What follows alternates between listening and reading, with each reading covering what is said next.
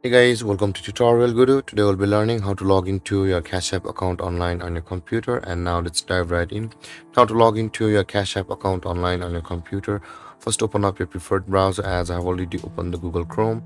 And on the search bar, click over there and type in the address cash.app and hit on enter.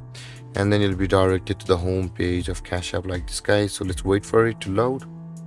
And after the page load like this, guys, over here on the top right corner of the screen you can see there is a login button available for us. At the top right corner of the screen, click on the login button and a login page to your Cash App account will open like this.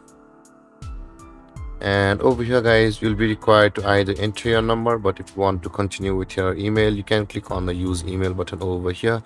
Enter the email address of your account with which you had signed up for a Cash App account, and after that click on continue. And on the next step you'll be required to enter your code over here, which will be sent to you on your email address. And after entering your code over here, guys, whichever may be, click on the continue button over here, and then you'll be logged into your Cash App account online on your computer.